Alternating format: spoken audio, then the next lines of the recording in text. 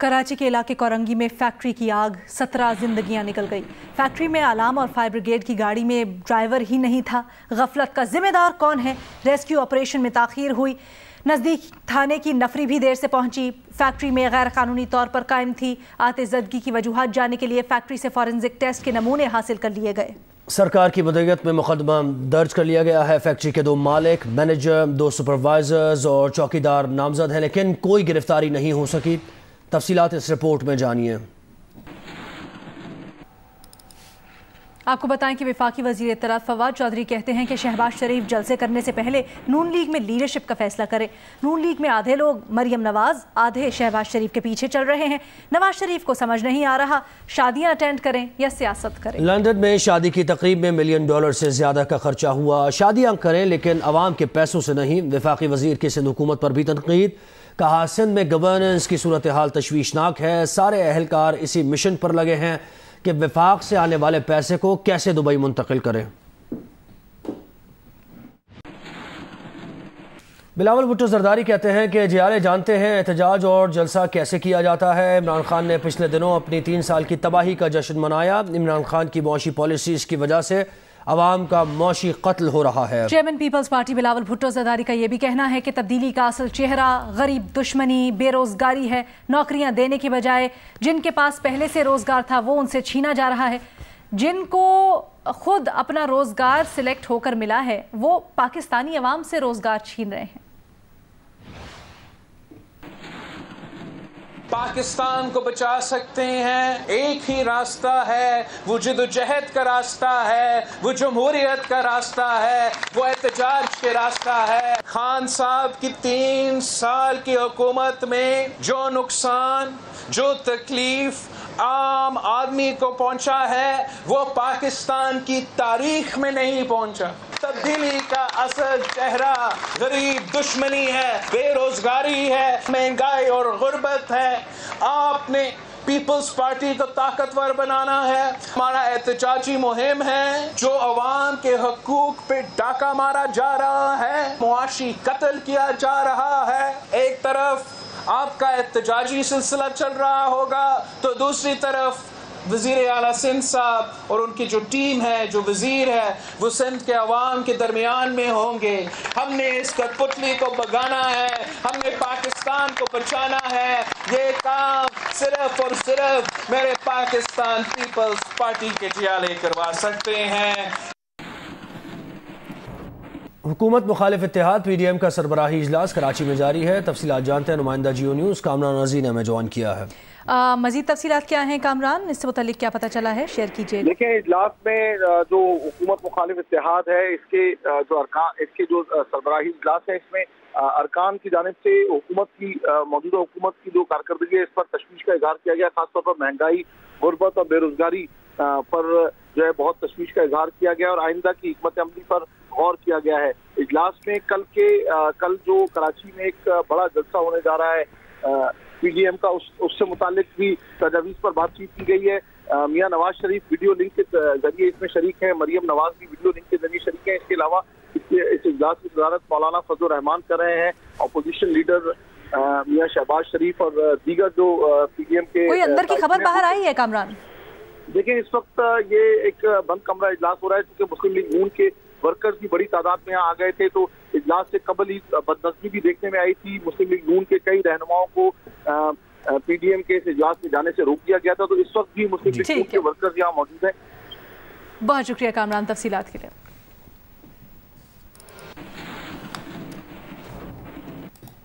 और मुस्लिम लीग नून के सदर मियां शहबाज शरीफ ने कराची में मुख्तलिफ सियासी जमातों के रहनुमाओं से मुलाकातें की। उन्होंने मुस्लिम लीग के धड़ों को एक करने या पीपल्स पार्टी को जलसे की दावत देने के सवालों पर जवाब देने से गुरेज किया। रिपोर्ट मुलाहिजा कीजिए।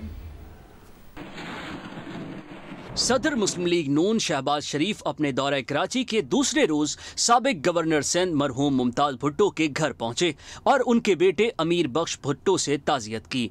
जिसके बाद मियां मोहम्मद शहबाज शरीफ पीर पगारा हाउस पहुंचे और पीर पगारा की वालदा के इंतकाल पर अहले खाना से ताज़ियत की और दुआए मग़फ़िरत की। शहबाज शरीफ ने कहा कि पीर साहब और नवाज शरीफ की ख्वाहिश है कि मुस्लिम लीग मुत्तहद हो। गैर रस्मी बातचीत में शहबाज शरीफ ने पीर पगारा को लाहौर आने की दावत दी, जो उन्होंने कबूल कर ली। शहबाज शरीफ ने PDM के जलसे में पीपल्स पार्टी को दावत देने या लीगी धड़ों को एक करने के हवाले से पूछे गए सवालों का जवाब देने से गुरेज किया।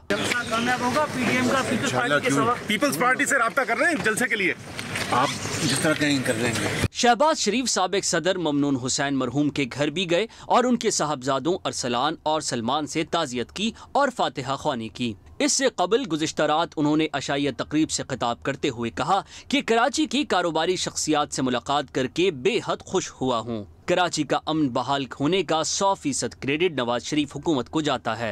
उन्होंने कहा कि कराची इलेक्ट्रिक सप्लाई कंपनी अपने बिजली प्लांट होने के बावजूद नहीं चला रही और वापडा से 700 मेगावाट बिजली ले रही है। मुल्क में कोरोना से मुतल्लिक अपडेट ये है कि कोरोना की चौथी लहर के वार जारी हैं। अस्पतालों में दाखिल होने वाले अक्सर वो हैं जिनकी वैक्सीनेशन नहीं हुई। इस्लामाबाद में 65% वैक्सीन की अहल आबादी को वैक्सीन लग चुकी है। शरह अमवात भी कम है। आमना आमिर की रिपोर्ट देखिए। इस्लामाबाद के अस्पतालों में कोरोना मरीजों के लिए मुख्तस 50% तक ऑक्सीजन बेड्स और 40% से जायद वेंटिलेटर्स पर मरीज ज़ेर इलाज हैं।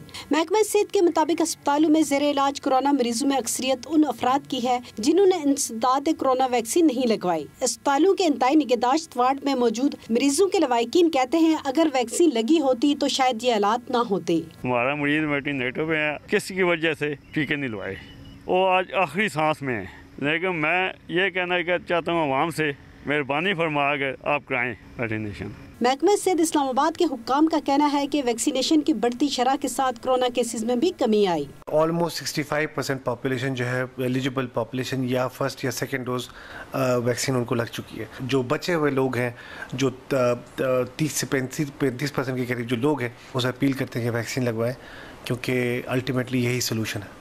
इस्लामाबाद में कोरोना के बायस मरने वालों की मजमूई शरह अमवात 0.88% और रिकवरी रेट 94% से जायद है। कैमरा में रिजवान शाह के साथ आमना आमिर, जियो न्यूज़, इस्लामाबाद।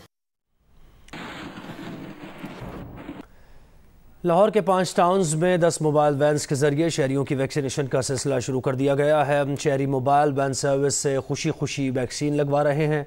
उनका कहना है कि घरों के करीब वैक्सीन लगवाने की सहूलत मिलना खुशाइंद है। उम्मे फरवा की रिपोर्ट। लाहौर की जिले इंतजामिया ने 5 टाउन्स में 10 मोबाइल वैन्स के जरिए कोरोना से बचाव की वैक्सीन लगाने का सिलसिला शुरू कर दिया। ये वैन्स घरों और मार्केटों में जाती है, जहां हर वैन से रोजाना 100 अफराद को वैक्सीन लगाई जाती है। जरूरी साजो सामान से लेस हर वैन में एक डॉक्टर और दीगर स्टाफ मौजूद होता है। शहरियों की रजिस्ट्रेशन करने के अलावा ब्लड प्रेशर भी चेक किया जाता है, जबकि उन्हें चीन की साइनोवैक वैक्सीन लगाई जाती है। जिले इंतजामिया का कहना है कि 3 रोज में 3,500 अफराद को वैक्सीन लगाई जा चुकी है। कोविड-19 के हवाले से हमारी जो वैक्सीनेशन है वो साइनोवैक लगाई जा रही है, और जहां का लाहौर का जो टारगेट है 7 डेज का, वो 7,000 के करीब है और लोगों का बहुत अच्छा रिस्पांस है। सुबह 9 बजे से शाम 5 बजे तक सर्विसेज मुहैया करने वाली इन वैन्स के जरिए कोरोना की पहली और दूसरी डोज लगाई जाती हैं। शहरी कहते हैं कि घर के करीब वैक्सीन लगाने की सहूलत मिलना खुशाइंद है। मोबाइल वैन के लिए बहुत अच्छा है, ये डोर टू डोर जा रहे हैं, बहुत अच्छा है। ये बहुत अच्छी सहूलत हो गई है, क्योंकि वहाँ हॉस्पिटल जाते हैं बड़ी लाइनों में खड़ा होना पड़ता है। पहले उधर सेंटर पे जाके लाइनों में खड़ा होना पड़ता था, अब ये सहूलत है कि किसी पास सेंटर से लगवा लें, या तो जैसे अब ये गाड़ी की सहूलत मौजूद हो गई है। मोबाइल इंतजामिया का कहना है कि उन्हें 10,000 अफराद को वैक्सीन लगाने का हदफ दिया गया है, जो वो जल्द हासिल कर लेंगे। कैमरामैन आमिर बाजवा के साथ मैं फरवा, जियो न्यूज़, लाहौर।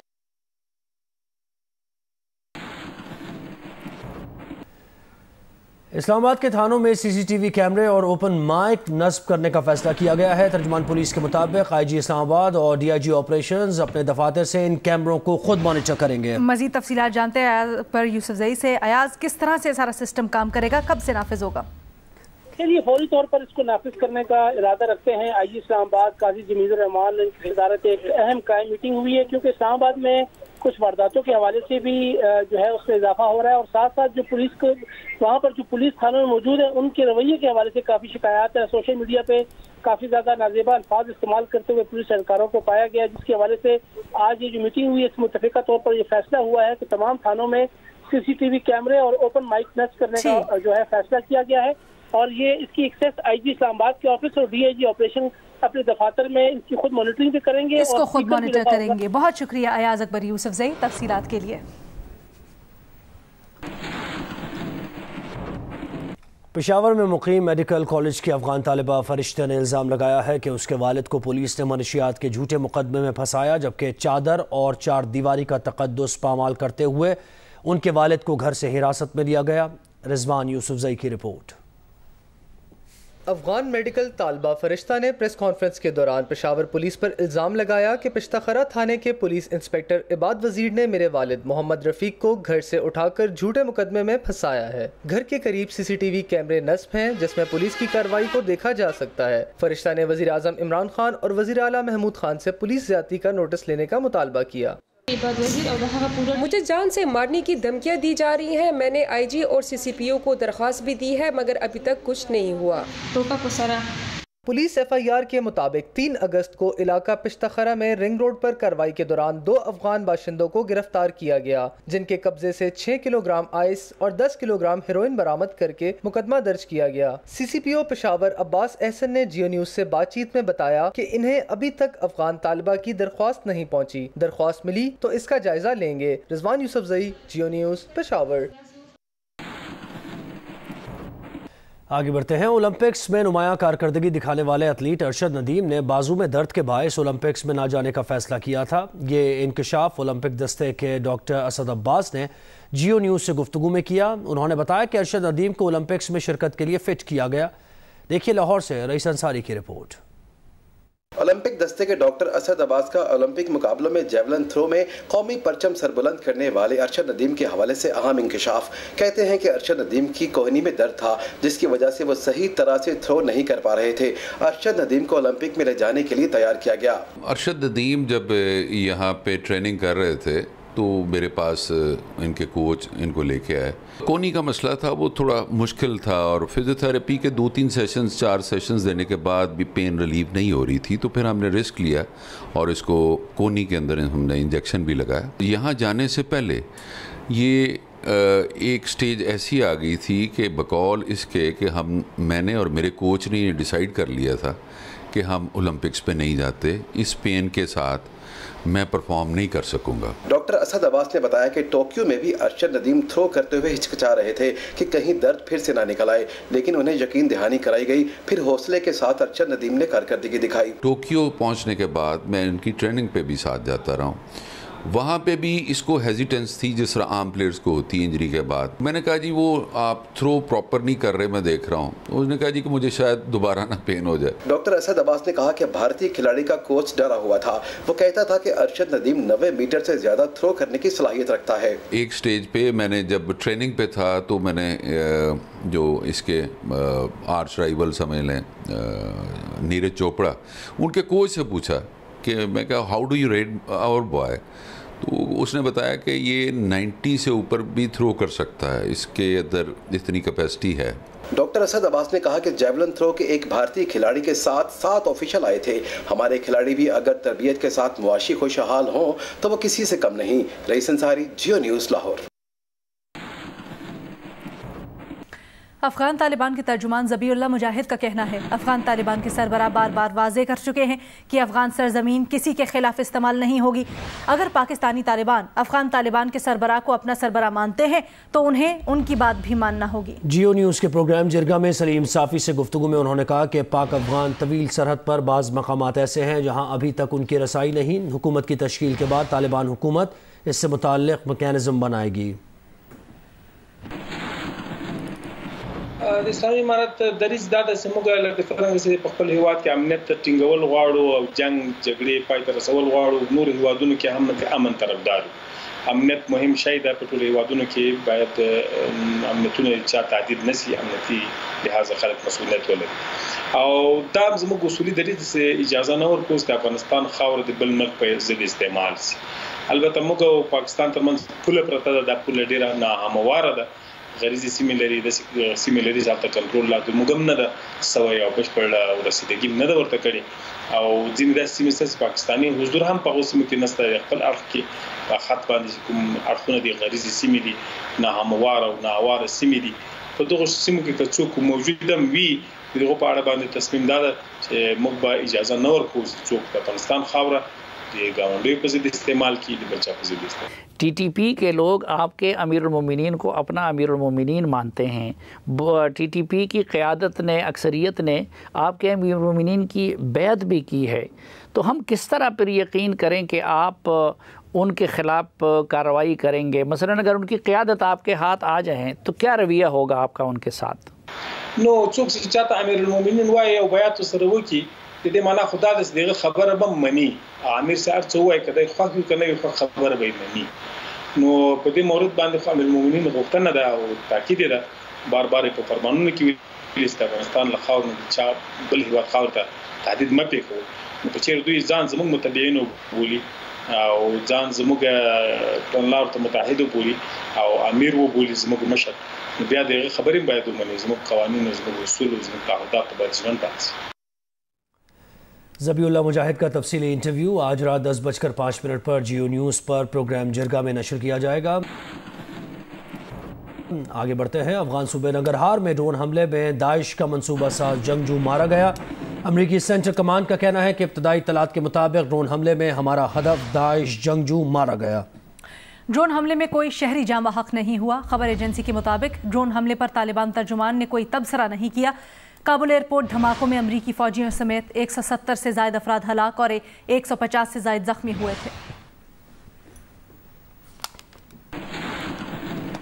اور طالبان نے نگراں حکومت بنانے کا فیصلہ کیا ہے. رکن طالبان شورا کا کہنا ہے کہ نگراں حکومت میں تمام قبائلی رہنماؤں کو شامل کیا جائے گا. ملا برادر بھی اس وقت کابل میں موجود ہیں. ابتدائی طور پر 12 ناموں پر غور کیا جا رہا ہے. رکن طالبان شورا کا کہنا ہے کہ عدلیہ، داخلی، سلامتی، امور خارجہ اور دفاع کے لیے تقرریاں کی جائیں گی. دیگر طالبان کمانڈروں کو بھی حکومت میں شامل کیا جائے گا.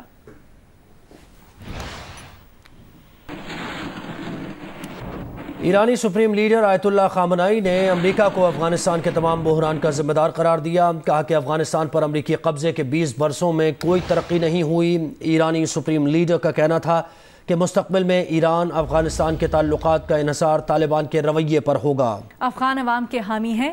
انتظامیہ آتی جاتی رہتی ہے لیکن افغان قوم یہی ہے. بائیڈن انتظامیہ ماضی کی انتظامیہ سے مختلف نہیں. بائیڈن انتظامیہ جوہری معاملے پر ٹرمپ انتظامیہ کی طرح مطالبے کر رہی ہے. دوسری جانب ایران کی سپریم نیشنل سیکیورٹی کاؤنسل کے سیکرٹری علی شمخانی نے امریکی صدر جو بائیڈن پر ایران کو غیر قانونی طور پر دھمکیاں دینے کا الزام عائد کیا ہے. گزشتہ روز امریکی صدر نے ایک بیان میں کہا تھا کہ ایران کے ساتھ جوہری معاملات پر سفارتکاری ناکام ہو گئی تو امریکہ دوسرے آپشن استعمال کر سکتا ہے. علی شمخانی کا کہنا تھا کہ جو بائیڈن کا یہ بیان دھمکی دینے کے مترادف ہے اور ایران رد عمل کا حق رکھتا ہے. اسلام آباد ہائی کورٹ نے ٹک ٹاک پر پابندی سے متعلق حکومتی پالیسی پر رپورٹ طلب کر لی. عدالت نے حکم دیا کہ پی ٹی اے وزیر اعظم اور وفاقی کابینہ سے ٹک ٹاک پابندی پر پالیسی معلوم کرے. پی ٹی اے 20 ستمبر کو وفاقی حکومت کی پالیسی پر رپورٹ پیش کرے. P T A tick talk پر پابندی کا کوئی مناسب جواز پیش نہیں کر سکا. حکم نامے کے مطابق پی ٹی اے وکیل نے عدالتی استفسار پر بتایا کہ ٹک ٹاک پابندی کا معاملہ کابینہ کے سامنے نہیں رکھا. میرپور آزاد کشمیر میں ٹک ٹاک سٹار وفا حسین قاتلانہ حملے میں زخمی ہو گئی. ملزم اورنگزیب وفا حسین کا بھانجا ہے. پولیس نے ملزم کو گرفتار کر لیا. واقعہ میرپور آزاد کشمیر کی تحصیل ڈڈیال میں پیش آیا. خاتون برطانیہ سے وفا حسین کے نام سے ٹک ٹاکر مشہور ہیں. رہائشی ہیں برطانیہ کی اور مقامی طور پر بھی ان کا گھر ہے اور بہن کے گھر ڈڈیال میں آئی.